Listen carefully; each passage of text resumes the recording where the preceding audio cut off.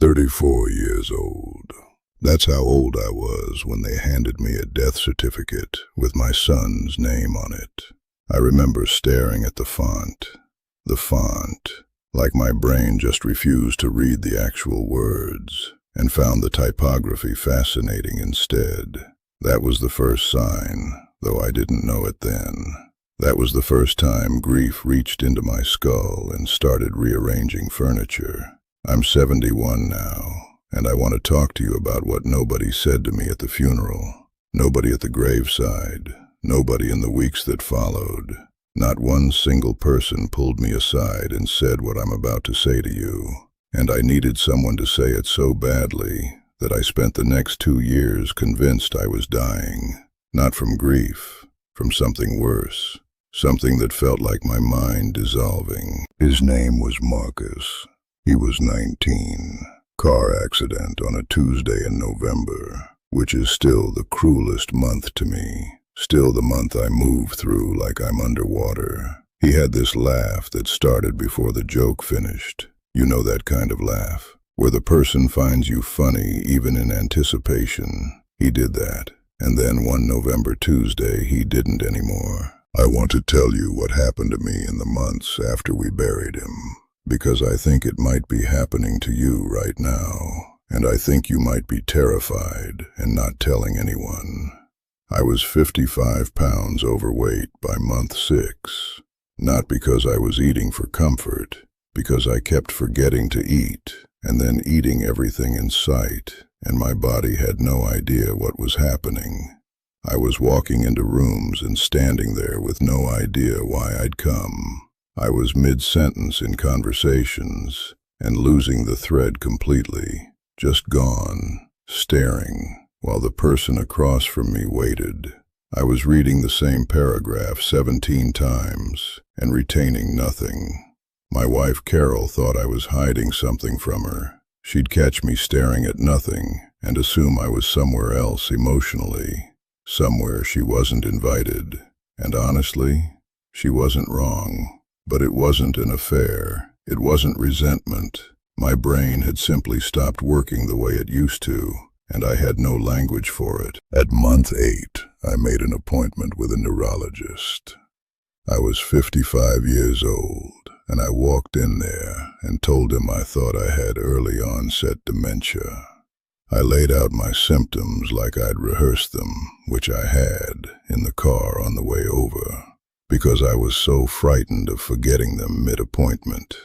The forgetting, the inability to concentrate, the emotional flatness that would flip without warning into absolute devastation over something minor, the complete disruption of my sleep, waking at 3 in the morning every night, not from nightmares, but from nothing, just awake and staring at a ceiling that had nothing to tell me. He ordered tests. A lot of tests. And while we waited for results, I sat in that car in the hospital parking garage, and I thought about Marcus's laugh, the way it started before the punchline. And I thought, if I lose my memory, I lose that. That was the specific terror. Not that I'd forget my own name, that I'd forget his laugh. The tests came back, and the neurologist referred me to a neuropsychologist, a woman named Dr. Elaine Chu, who had an office full of plants, which I remember noticing the way you notice irrelevant details when you're bracing for catastrophic news. She sat across from me, and she said something I want to repeat exactly as she said it, because it changed the trajectory of my life. She said, "What you are describing is not dementia. What you are describing has a name. It's called grief brain, and it is temporary, and it is reversible. I want you to sit with that for a moment. Reversible." She explained it to me in terms that made my hands shake, not from fear this time, but from the relief of finally understanding what was inside my own skull. When you experience profound loss, prolonged grief, your body floods with cortisol for extended periods. Your prefrontal cortex, the part of your brain responsible for focus, decision-making, Memory consolidation essentially goes offline under that cortisol load. Your hippocampus, where memory lives, actually physically changes. Working memory shrinks, sleep architecture collapses, and it looks, from the outside and from the inside, exactly like cognitive decline. Exactly like cognitive decline. How many of you, right now, are sitting somewhere thinking you're losing your mind?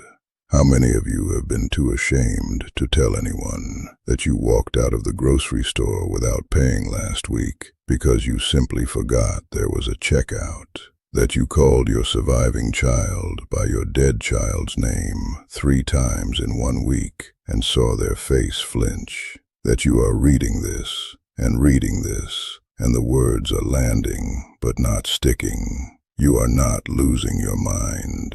You are grieving. Those are not the same thing, and the difference matters more than I can tell you. I found the Compassionate Friends about a year after Marcus died, which is to say I found it 1 year too late, but I'll take it.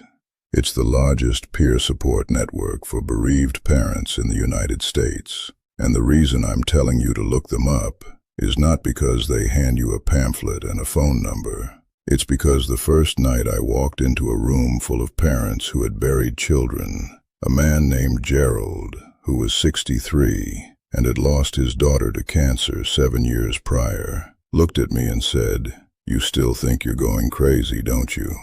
And I started crying in a way I hadn't allowed myself to cry since the funeral, because he knew, because this is what those rooms offer, not advice, recognition. Now I have to talk about Carol, because this is the part of the story I'm least proud of. When you lose a child, your marriage enters a pressure system that most couples are completely unprepared for. Not because you stop loving each other. Sometimes, honestly, because you love each other too much to say the things that need to be said. Carol and I grieved in exactly opposite directions. I went inward, silent. She went outward, needed to talk, needed to plan the memorial, needed to call people, needed to be in motion. I experienced her motion as abandonment. She experienced my silence as absence. Neither of us was right. Neither of us was wrong.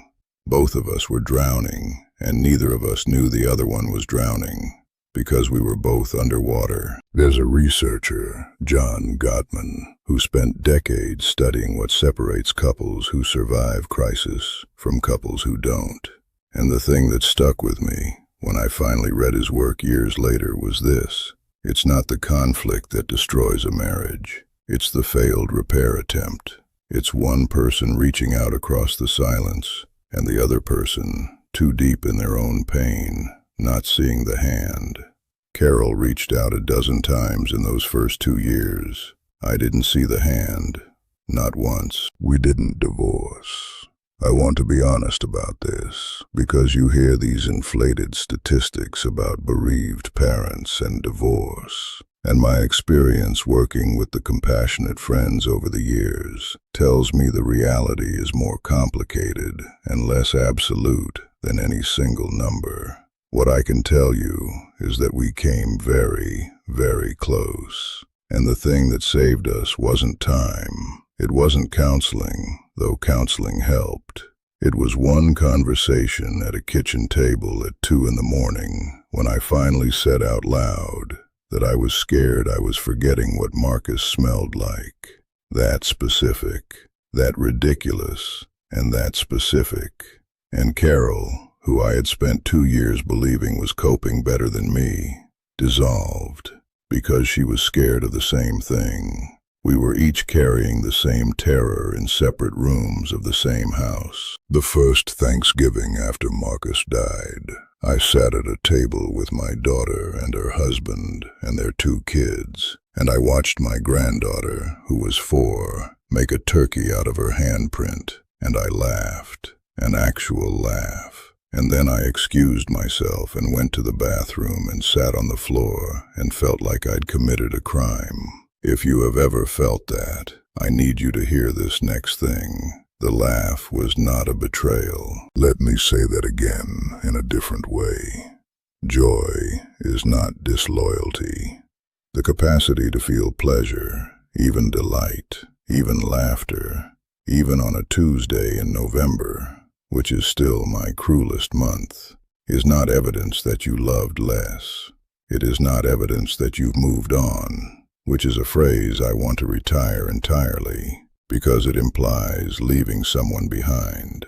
You do not move on from the people you love. You move forward, and you bring them with you. Marcus is in every room I walk into. He's in the laugh that starts before the punchline whenever I tell a joke and forget to wait for the setup. He's in the November that I move through slowly. He's here. The grief guilt, which is what Dr. Chu eventually called it. The guilt of experiencing joy again is one of the most unspoken and most common experiences among bereaved parents, and it can lock you into a performance of suffering long after the actual suffering has begun to shift and change. You perform the grief because stopping feels like ending, and I want to tell you, gently, from 37 years on the other side of that kitchen floor, that you are allowed to laugh. You are allowed to want things. You are allowed to make plans for next year. You are allowed to fall asleep easily sometimes. None of it means what you're afraid it means. I'll tell you about a woman I met in a compassionate friends meeting about 12 years after losing Marcus. Her name was Patricia. She was 58, had lost her son 2 years before, and she came to the meeting dressed completely in black, which I mention not as judgment but as detail, because it was August and 90 degrees outside, and she had not stopped wearing black in 2 years. She said, almost as an entrance to the group, before anyone had asked her anything, she said, "I don't know if I'm allowed to stop." She meant the black. She meant the external performance of her grief, and the room went so quiet, because every single one of us knew exactly what she was asking. The permission question is the one nobody knows how to answer. Who gives it? Your other children can't give it. They're carrying their own version of the same loss. Your spouse can't give it for the same reason. Your friends are waiting for you to signal that it's safe to stop tiptoeing. So everybody waits, everybody performs, and the grief calcifies into identity. I am the man who lost his son at 19. That's true. It's also not the only true thing. I'm the man who figured out eventually that grief brain was not dementia, who found a room of people who knew what I was carrying, who had that 2 a.m. kitchen table conversation that probably saved a marriage, who learned that the cortisol flooding your system in prolonged grief is measurable, predictable, and with the right support, addressable, who watched Patricia show up to the September meeting in a blue cardigan and cry the whole hour and look lighter than I'd ever seen her. I'm 71. Marcus would have been 56 this spring. I think about that sometimes. 56. He'd have been older than I was when I buried him. That's a strange math to sit with. Grief changes shape over 37 years. It doesn't shrink exactly. It becomes something you know how to carry, rather than something that is carrying you. There is a difference, a real, physical, daily difference. And I know some of you are in the early part, the part where every morning is a re-loss, where you wake up and for 2 seconds you've forgotten, and then you remember, and it's November again. And I know that the idea of 37 years feels like a sentence, not a promise. But I've met enough people on the far side of that early devastation to tell you with full honesty that the shape does change. The weight redistributes. You find you can carry it differently when you stop trying to carry it alone. If you are walking around right now thinking you might be losing your mind, please look up grief brain before you do anything else. Please. And if the cognitive symptoms are severe and prolonged, talk to a neuropsychologist, not because something is wrong with you, but because understanding the mechanism is the first step to working with it rather than against it. If your marriage is stretched to breaking, the problem is likely not love. The problem is often that you and your partner are grieving in opposite directions without knowing it, and no one has given either of you the language to name it. You can still reach. The hand can still be taken. I know this because Carol is asleep down the hall right now, and we have been married for 46 years. And if you are sitting somewhere tonight, wearing the equivalent of black in August, waiting for someone to tell you that you're allowed to stop, consider this it. You are allowed to stop. Marcus had a laugh that started before the punchline. I still have it. It lives in me the way he lives in me. Not as a ghost, not as a wound, but as a fact. A permanent, beloved, November-adjacent fact.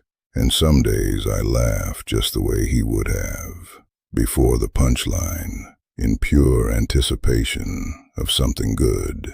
That's not betrayal. That's love that had nowhere else to go. If something in what I said landed for you tonight, if some part of you recognized yourself in this, share this with someone else who might be carrying the same weight and doesn't know the name for what's inside their skull. Drop a comment below and tell me what you needed to hear today, or what you wish someone had told you. That exchange matters more than you'd think. And if you want to be here for the next conversation, subscribe. I'm not going anywhere. Still here. Barely, some days, but here.